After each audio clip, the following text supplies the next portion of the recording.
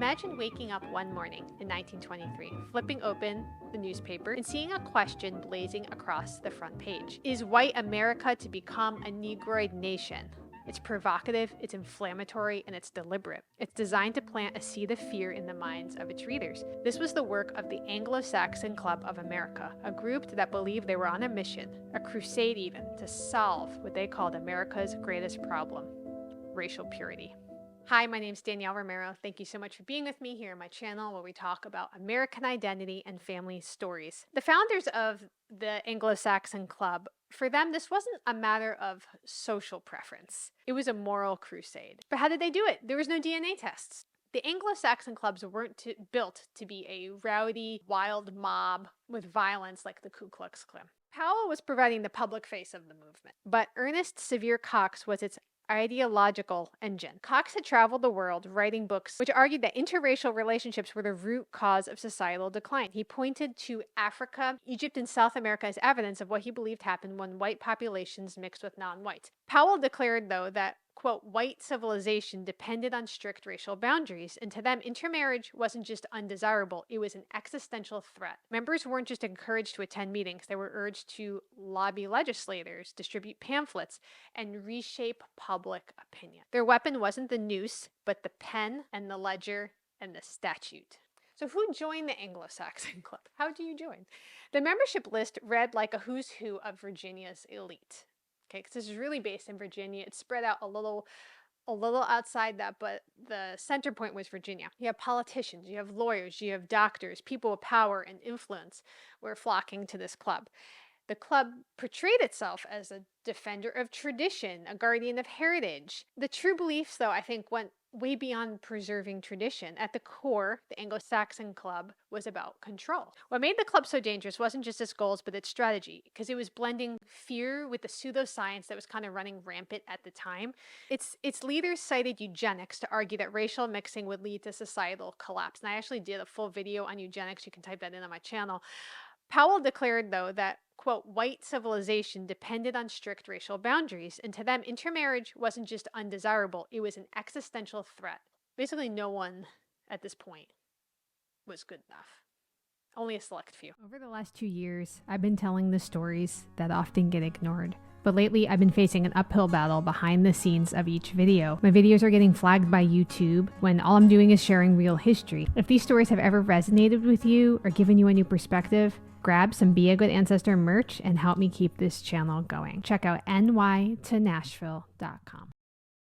The eugenics movement that inspired the club spread far beyond Virginia, because we know by 1930s, Germany was citing American racial purity laws, including Virginia's, as a model for some of their own policies.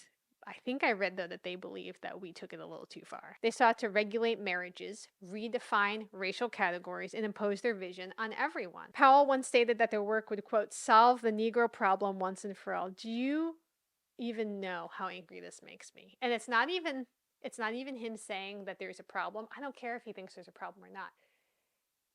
The idea that you know what created this problem. It was you.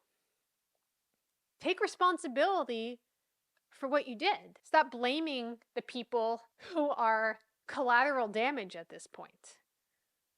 We're talking the 1920s. Yes, slavery had been over for a long time.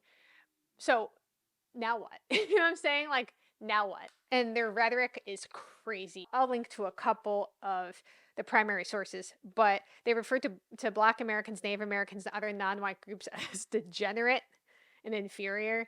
By 1924, remember, you've got politicians, you've got lawyers, you have doctors. The Anglo-Saxon Club has now infiltrated the Virginia legislature. These are the people who make the laws, all right?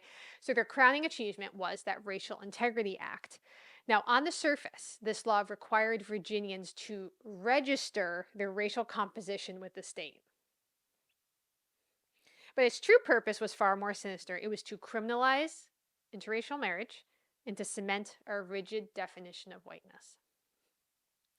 The act went so far as to define who could be white. Now remember, this is before DNA tests. And it said, quote, no trace whatsoever of any blood other than Caucasian, which I'm like, were you from the Caucasus Mountain region? Like, what do you mean by that? But there was only one exception. descendants of Pocahontas could still count as white. So the enforcer of these laws was Walter Plecker, because he was in the vital statistics arena. He was the one handling the birth certificates, the death certificates, all the marriage licenses. He is the boots on the ground, so to speak. So the Anglo-Saxon Club, though, didn't hide their intentions. They're pretty open. They use newspapers, they use lectures, public events to spread their message. But the Anglo-Saxon Club actually didn't last that long. By 1930, their influence was starting to wane and the group dissolved. But the legacy endured. Racial Integrity Act remained on the books for decades. And the damage it did to Virginian families, the classifications, the loss of identity, the loss of heritage, the loss of connection, it's taking generations to piece this together. We're still doing this 100 years later, 100 years this year. Saying it remained on the books for a long time, it actually remained a law until 1967, which is wild to me because my mom was already a little girl back then, and we didn't grow up with any idea of our heritage, but it wouldn't take more than 2 minutes to do my mom's genealogy and find out that she descends from many people who were considered colored. The idea that had my family been in Virginia, what a different experience we may have had. John Powell warned that the, quote, failure to preserve the color line would destroy America's moral and physical health. Okay, so let's pause here. Where do you think, if you're concerned about the Negroid nation, where do you think these people are coming from? You brought them over here. You had babies with them. That's what's happening. The idea that there's a way to somehow separate these actions and the result is astounding to me. You know, these men are supposed to be highly educated, intelligent, smart, forward-thinking men. Okay, this is like this kind of stuff you teach your 2-year-old. If you do an action, you're gonna get a reaction. Yo, every action has its equal opposite reaction.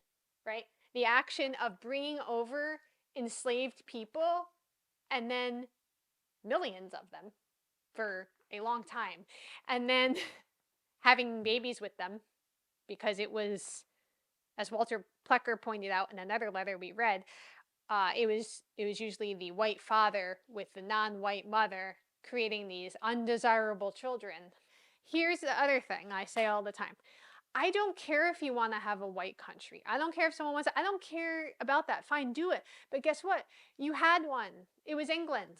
Like, you came over to this place where there were already people who weren't European, and then you brought over more people who weren't European. And I think it's interesting because these clubs consider themselves like defenders of purity, defenders of tradition, but what they really left behind was a legacy of division. We have a nation now where we are still using these words. We're using these color designations without any idea of really the way that they have been weaponized all too recently. Now, the law remained so until 1967. It was struck down in a landmark Supreme Court case, which you probably are familiar with Loving versus Virginia. In 1958, Mildred Jeter and Richard Loving, a black woman and a white man, according to these classifications, challenged the Racial Integrity Act head on. Their love became a symbol of the resistance. In their court case, Loving versus Virginia reached the Supreme Court in 1967, and the court's unanimous decision to overturn the act wasn't just a legal victory. It was rejection of everything that the Anglo-Saxon Club stood for.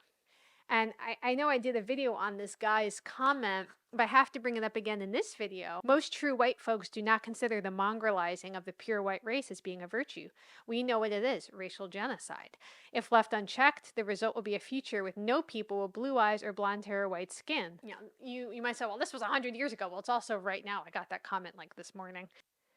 And so I wanted to show you some documents, their marriage license for the Commonwealth of Virginia, and it explains what a white person is. You have to say if you're white, colored, or mixed, and that the person you're trying to marry, are they white, colored, or mixed? You know, I had my husband on a few weeks ago, and we were just talking, and he identifies as white, but he's also Hispanic. He's got English, Puerto Rican, and Mexican indigenous heritage, and he was saying, he considers himself white, he considers me white. If we were trying to get married 100 years ago, we would have to check. I don't know if we'd check mixed or colored. I'm not sure what we would get. Wouldn't be white, though.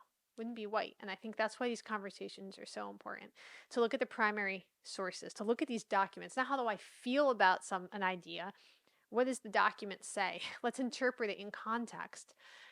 I may still feel some stuff about it, but let's interpret it in context. I think it's so important. Thank you so much for being with me. And if you'd like to support the work I'm doing, you can check out nytnashville.com or patreon.com. Love having you here. Thank you so much. We'll talk soon. Over the last 2 years, I've been telling the stories that often get ignored. But lately, I've been facing an uphill battle behind the scenes of each video. My videos are getting flagged by YouTube when all I'm doing is sharing real history. If these stories have ever resonated with you or given you a new perspective, grab some Be a Good Ancestor merch and help me keep this channel going. Check out nytnashville.com.